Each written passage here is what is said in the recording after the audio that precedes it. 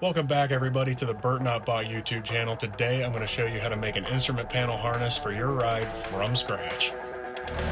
So if you think what we've done up until now is redneck, this is going to take the cake.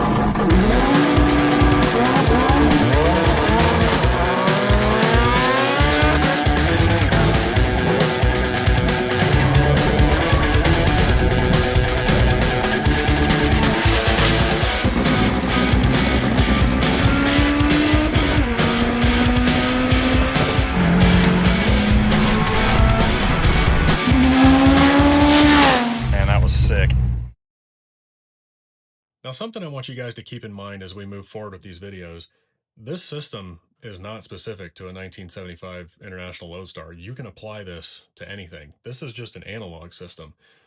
I'm going to apply 90% of this to my 2000 Civic SI race car that has a K-swap, turbocharger, bunch of electronics and sensors in it, and a very technologically advanced rear differential. So just keep that in mind. You can apply this to your build too. And if you've got questions, put them in the comments. I'm happy to answer them. It's what I'm here for. It's why I do this. That being said, I appreciate you guys stopping by. I appreciate your interest in these videos. Let's get to it. When we left off, the IP beam still wasn't done. Here's why. This is where we left off, and we've got some wires here that aren't connected because we need connectors. I also need one here.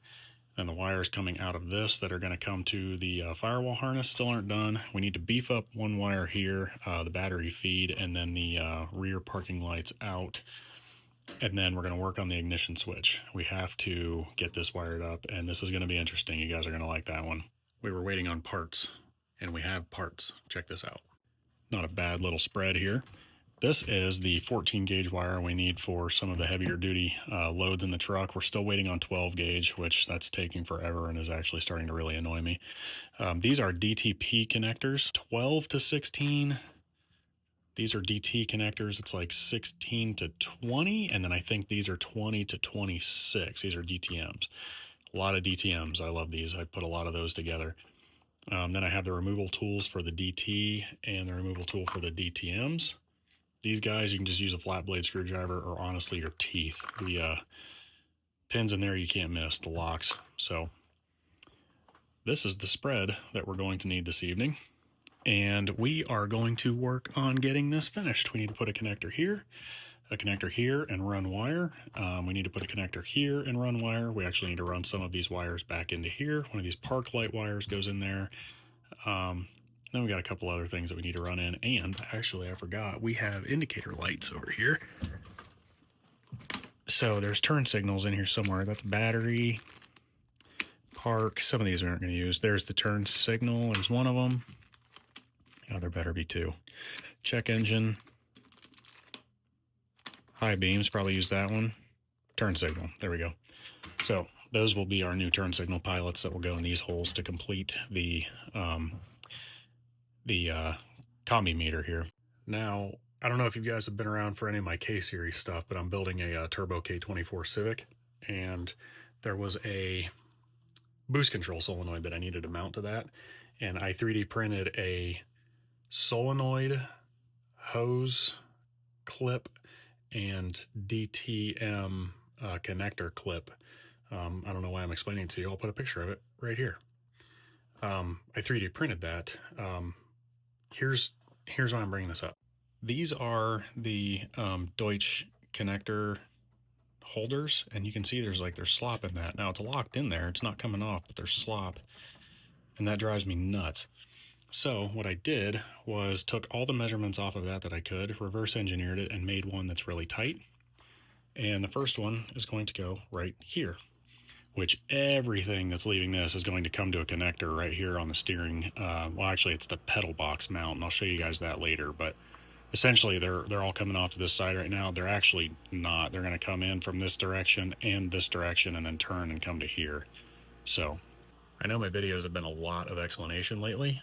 We're starting to get to the point where the explanation is starting to transition into actually doing work. So we're done talking. All right, another shush is literally the story of the night. Another YouTube mess up. I I just recorded all this work that I did here and on the commie meter in a slow-mo that was going to be like 4.5 hours long. I don't think anybody wants to watch that. So here's what I did. What you would have seen was me put the DTP connector on the amp power and then put the DTM8 on the amp speaker output, label these wires, and then wire the combi meter and build the diagram. So just pretend you saw this in a time lapse. Now, the next step for me is going to be to install the turn signal pilots, and then I'm going to go upstairs and 3D print that Deutsch connector mount that I was telling you about. So, oh, that's frustrating. So not only is my phone about dead after recording that, that was also, I got to see how big that video was. I might check that here in a second, but I made so certain that everything was positioned and aimed and it was actually like a really good angle. It was just a slow-mo. Oh, that sucks. Okay, anyway, I'm going to try to make sure I get this next one right. Sorry.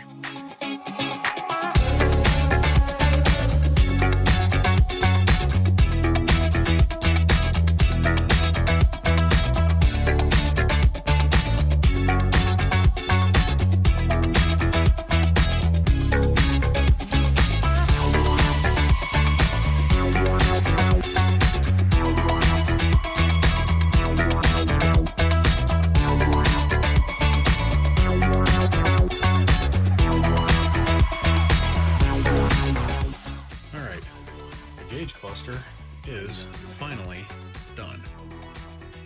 Completely. For good. Never to be touched again. Alright, so one of the things I did is I actually pulled it apart and extended this illumination power wire here. That's going to come from the headlight switch over there. It was just being tugged on a little bit, so I went ahead and pulled the splice apart and got a longer wire in there. The other thing I did is I finished the you guys just watched me do this. This is the turn signal pilot for left turn and the right turn. Those are in with their own DT2 connectors. And then, as you saw earlier, everything is run to the 12 pin. We actually have one pin left over there that we can use for something else. And this thing is ready to go. So the only thing I got to do now is flip it over and make sure all the gauges are level and 3D print the holder for this, and we're good. Got to stay on top of the notes that we're taking here. So what that means is, for this connector here specifically, this is coming from an amplifier that some trucks may not have, but we will be putting radios in other trucks. So this connector here specifically, we need to keep track of. And then on trucks where it's an option, we'll put amplifier power. And I really like this setup where the amp is right on the back of the radio. That's nice. Clearly not going to be as powerful as some of the other amps that are like remote located, like under the seat and stuff, but that is a really nice little package there. The entire stereo system is right here, so that's nice. But like optional amplifier power, we will be using this moving forward. We will be using the radio control and radio power. So we need to take notes on these connectors and name them. Now I know I keep pressing safety as I'm talking about your wiring system, because even though there are no airbags on this truck, your wiring system is a safety item, and it can also be a danger point, right? So the way I look at this is all of the power coming into this ignition switch will be coming from a 3 amp fuse. If that wire gets grounded out on anything, that fuse is going to pop immediately, and then the truck's going to just turn off. Now, if we ran high current into this, there's a potential that those wires could melt. They could melt into other wires and then not blow a 30 amp fuse right away, or 40 amp, whatever we have in there, and that could cause we'll call it an event. So we're going to run all the high current stuff out to relays and keep all of that stuff outside where there's no carpet, there's no insulation, nothing less things that are potentially flammable. So while I said we are going to upgrade the wire size in this is still going to be running off of less than a 10 amp fuse, probably a 7.5. And then the wiper will be running off a little bit larger fuse, and of course the amplifier power. But other than those two things in here, really, my dog is right there, and I just thought I was being attacked by the basement demon. Yeah, there's really no high amp stuff in here other than these two things. So, not bad. Talked enough. It's time to sling some wire.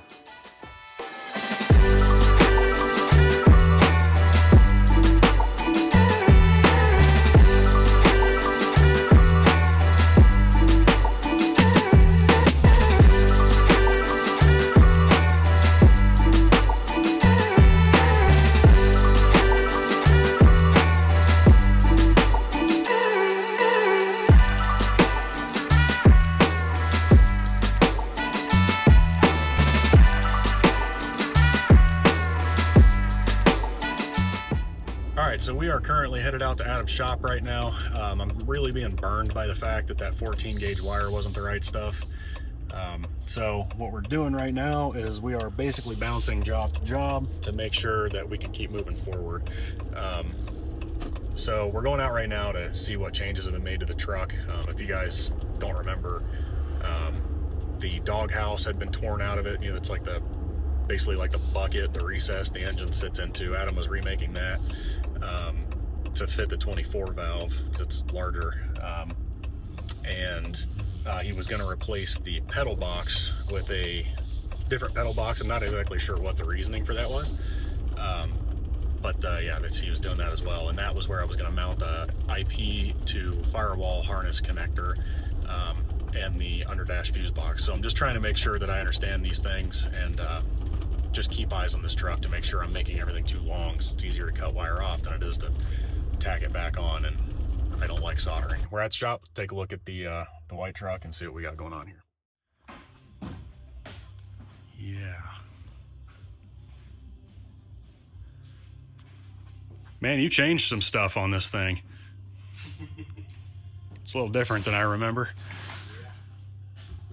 Wow. Man, you've been busy. All right.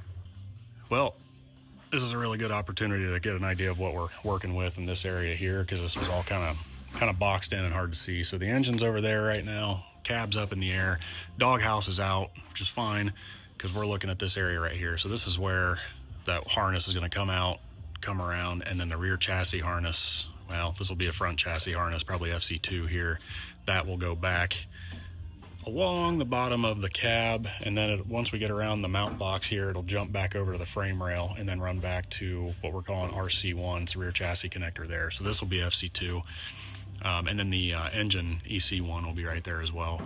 So yeah, it'll come out. We'll have the terminations for the engine, terminations for the rear, and then the front chassis harness connector will be somewhere around here. Seeing as the core support is now missing, I might have to kind of rethink my idea there. Maybe we'll put it down here on the tilt nose mount, but we'll figure that out later. We'll just make the leads long enough to figure it out. But this is a good look at what we're dealing with here. So we'll get some good mounts along the frame rail there, and then RC1 for the rear. We're actually going to work on building this chassis harness in the meantime because we have all the wire for that. I think I want to run inside the frame rail here.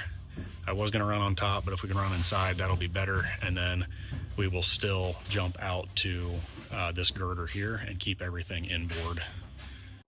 Now I do need to eventually, be real careful here, go about that far. I do need to get up in here and take some pictures of the bottom of that firewall, that painted section up top there, where that ground is. You know, we need to get in there and take a picture of the firewall and then get a measurement across so I can build this thing. And really only thing that comes over to the passenger side here is the HVAC and the cab lights up there. And the cab lights are just one wire positive coming off the parking lights.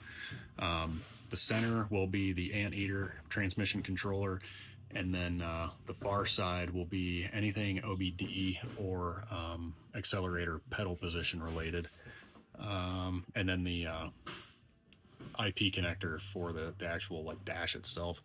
And then it's kind of hard to see, I don't know if they're even still there, they're tucked away, but the dome light, ground, and positive are right there as well to come over to the headlight switch in the IP. So yeah, so that's it for the inside. And something else I wanted to get a look at was the length of the ride height sensors, which have also taken a hike. There it is. So I wanted to try to run these from the chassis and have them jump over to the firewall harness and come around on top there. But I'm starting to think maybe we let the air ride be its own standalone system still, just in case something changes. Now that the cab is off, and see how long some of these are. So I'm going to pull one of these out real quick.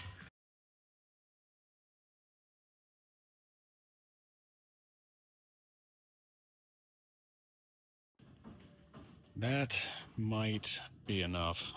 Ironically, the front right, even though it is actually closest to the control box, which is mounted by those screws, well, it's behind those screws, but it's mounted right there. That will actually be the longest travel as far as the wires are concerned, because what I had initially envisioned was a 3-pin connector on the chassis back to the firewall, which would be somewhere generally in that space there. Another 3-pin that then jumped into the engine side firewall harness, ran across, goes through the grommet, then comes on the inside of the firewall to basically the center of the doghouse or even the right side, then comes down the side of the doghouse, runs across the transmission tunnel, and then jumps over to the control unit. Yep. So there's a couple of things we can do here. I don't want to splice in any wire. Granted, there will be multiple connectors, so here's an option. When we get back to the connector at the firewall, we could change from this cable over to just standard like 22 gauge wire or even 24, and then have the 24 come all the way through until it gets to the box, where there will be another connector for all the wires that go to that control box, and then jump back over to that cable, in which case there's about 40 feet too much here. So that's going to be how that has to happen. It's a lot more work. So that's why I'm kind of leveling or judging these options as, do we just let this be a standalone system and clean it all up and then run it all back through the floor here, and let the harness kind of be its own, standalone without being in mine? Or do we keep it super clean and get everything integrated into one harness? I suppose if the ride control in this truck never going to change, then no problem. If it does, maybe some sort of problem. I don't use airbags, so I'm not aware of like how often that kind of stuff changes. Adam, how often do you guys change your mind on air ride systems? All the time. So there's a chance it might change out? The control box too, or just the... Oh, not the control box. Yeah. Okay, so yeah, like the airbags and stuff might change. Correct. But the actual controls, they're probably for life for the vehicle, I would think. Okay, well, that basically answers my question. All right, cool. Because what I was trying to figure out was, am I going to integrate all that wiring into my harness, or am I going to let it be a standalone just in case something changes? But if there's even a chance that thing might stay, then we'll just integrate it all. Yeah, that's all I'm going to say. I thought you were meaning suspension parts, but no. Oh, yeah. No. The controls are, I would think they'd be for the life of the vehicle. Awesome. That makes this easier. Yeah. Cool. There's that. All right, so we're integrating everything. Neat. But yeah, that's where we're at. Adam has been busy. Jeez Louise. This thing will be awesome when it's done. And it was nice when it came in, but it's going to be awesome when it's done. They had to change up some suspension stuff back here because that ain't no 12 valve. There's a Tune 24 valve, so it's going to have a lot more oomph, and some suspension geometry needed to change. So check out Adam's channel for that. Yeah, the rear chassis harness just got a little bit more complicated if we're integrating all that, because I need to integrate the controls for those compressors as well, in which case we will have like what we call that, AR1, maybe Air Ride 1 connector right there that brings over all the signal and everything to turn on these. There'll be a relay right here that fires those compressors off to charge up that tank. So we got a pretty good look at everything here. I'm going to take some pictures, and then we are going to go back to my hole and start slinging some more wire. This is a really good look. I'm kind of glad it's in this condition right now. I was hoping it would be more whole, but honestly, looking at this, I'm kind of more glad it's in this condition, so I can get a good look at the frame rail over there. Yeah, I did just realize you took my mount. All right, so you're thinking about building something else. I may build because this before had that stand that stood off here near a mount the box here. Yeah. I'm probably gonna do some type of an inner fender well still, but even if you want to do it in a way that we could cover it or hide it, or I don't know, maybe we can chat about that. Yeah, no, I'm 100% cool if you don't want to have that fuse box out in the open. So if you want to hide it, figure out where you want it, because right now it's still okay to be moved literally wherever you want. Yeah. The closer to that hole, the better, but we could put it as close there as you want, and maybe what I'm thinking is make a panel that it mounts to, and then sandwich it with a top one, and then have just a removable plate to access fuses. Okay. Yeah. Or maybe your fuse box has a way, or maybe it's just the holes cut out perfect so the box comes off top of it, however you want to do it. Yeah, it's I'll bring it over. It's got 4 bolt holes where you can bolt it to a panel or its own stand. So that works. I'll bring it over, and maybe, I don't know, is it something that your dad would want to measure? That's what I'm saying. I'll get the drawing. We'll make a panel, we'll make something look nice, and CNC cut it, and then it'll just be a perfect fit. All right, cool. Yeah, they're meant to be flush mounted. So as long as I can get to the bottom of it, because there's going to be a lot of wires going from hole to hole. But yeah, I'll get the drawing for it, and then you guys can figure out wherever you want it, and I'll just run the stem of wires to there, and we'll start poking holes. Sounds good. Sweet. Nice. Doing how many times you walked up and down these steps today? Too many. Yeah, he's doing a lot of organization up there. It's looking really good in here. So all this stuff's going to find a home here soon. He's been real busy. So we're going to keep making some forward progress on this puppy. That way we're as caught up as he is, because he's probably still just a little bit ahead of us on the project right now. So we got to keep moving. Max.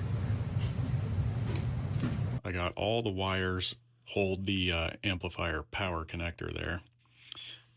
All but 2 of the wires from the radio labeled, and over here to where they're going to run to the connector that sits on top of the pedal box. Given the fact that we have all of these, and that DTM12, and the wiper motor, and the headlight switch, and the ignition switch, I think we're going to need more than just a couple of DTM12s over here. So we're going to have to do some planning there once we get this harness fully finished. But I wanted to show you something. I know in the last video I talked about these mounts.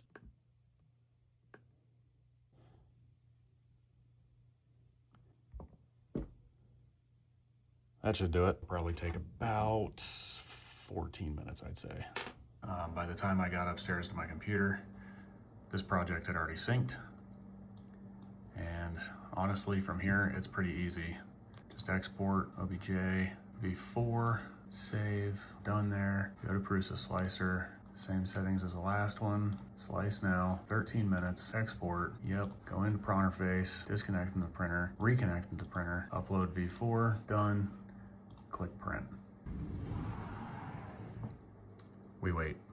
All right, so I'm waiting on a batch of 42 of those connector mounts to print, but I did just print this one, which is what's kind of cool about that having a flat back on it, is you can just put the 2 backs together and make a double.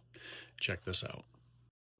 So we have these 2 connectors dangling here, and I don't want to anchor them because the stereo needs to be able to slide out, and then you reach into the dash and unhook these. But I do want them to be somewhat orderly, so this should hold them together.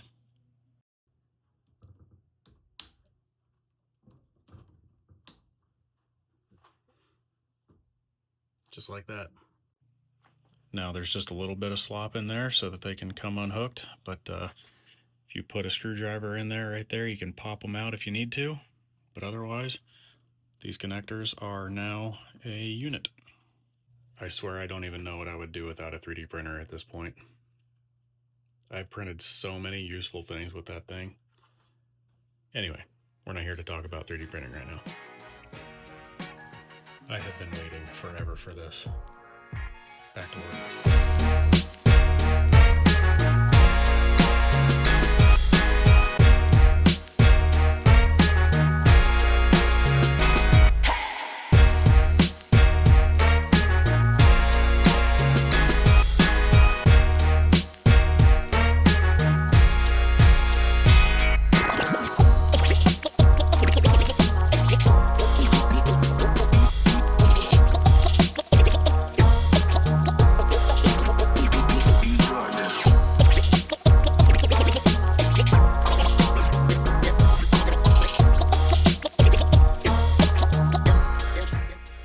so here's where we're at. I double checked every single wire up here in the loom and made sure that it is coming to where it needs to go out here, because a couple of them, like one from this bundle and the lighting switch here, actually just goes straight to here.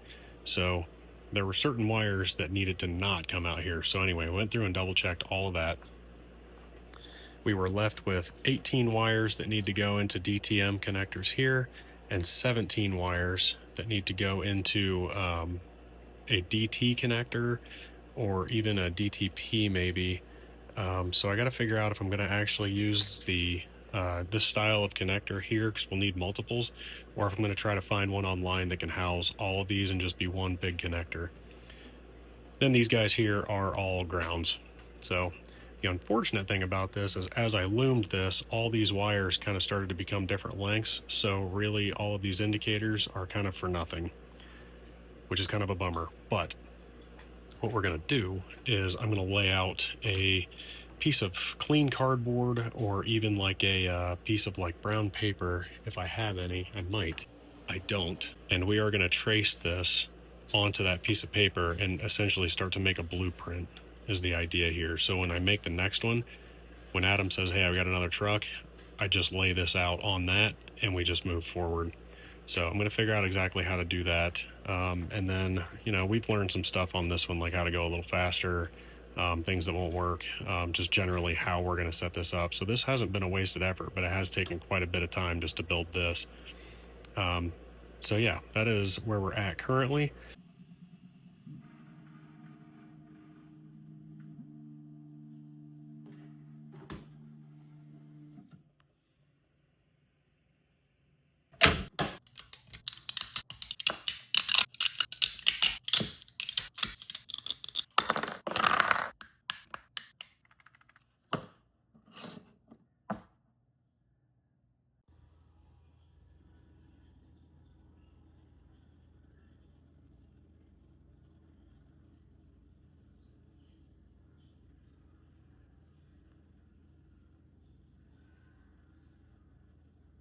All right, so we've been spinning our wheels a little bit on this thing, but I made this.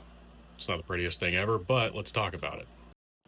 So obviously we've been making the IP harness for that area there. Plugs into the combi meter harness, and then it comes out, it's upside down and backwards. It comes out of the dash and will sweep on top of the pedal box and will come to this. This is for the Firewall harness, so it will sit like that. And then all of these mating connectors will be on the IP harness. This is not the prettiest connector I could put in that area. However, it is one of the most cost-effective options. And these are readily available and easy to assemble by anybody. And they're also easy to take apart just in case, you know, something was to go weird or whatever. You know, this is a hand-built harness, so there's a chance that maybe one of the pins gets put on weird. I don't know. I double and triple check everything, but it still happens. So anyway, I needed these to be compact, held well, and, you know, otherwise tidy. So I designed this bracket that has basically a bunch of these guys. You remember these? Just kind of fixtured together by bridges that I designed. So all of these connectors will only fit in one spot. So like the 8P has a very distinct I don't know what to call that, like index on it. That will not fit in any of these other locations. So the 8P is locked in there. The 6P, it also is a little bit different than the rest of them. I don't really understand why, but it also will not fit in any of these other locations. The 8 and 12P DTMs have the same index, but I made sure that the 8P was in an area where it could only fit, the 12B couldn't fit, basically. And then the 2P on top, it can fit in either of these, but these won't fit up here. So, I don't know. It's not exactly the prettiest thing ever, but it is functional, and it, you know, it's indexed. So, and the other nice thing is, it's hard to see, right underneath that 8P right there. Stop being blurry. Hang on. right there. There's a bolt hole, and a 10 mil stainless bolt will go through that, and we'll bolt that to a riv nut in the pedal box, so this will also be fixtured to the vehicle. I didn't record this part, but I went out to Adams and I checked kind of like the location of the pedal box, how much real estate we were working with on top, and I was thinking it was going to be a lot tighter than it was. I found out that we have like enough space to jam like 4 footballs on top of the pedal box, so where we put this is really just wherever it lands, and then we'll just make the rest of them the same, and if something needs to change slightly, we'll just change it on the next one. Anyway, let's cut some wires.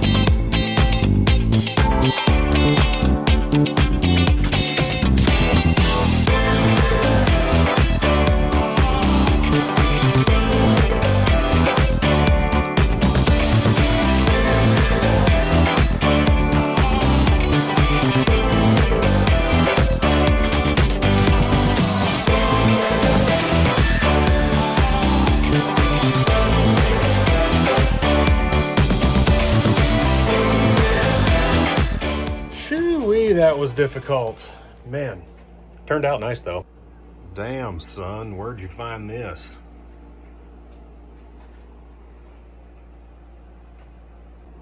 I think, personally, not to toot my own horn, but this thing turned out super nice for an OE spec with, you know, some touches of aftermarket, and this might sound corny, but some racing pedigree.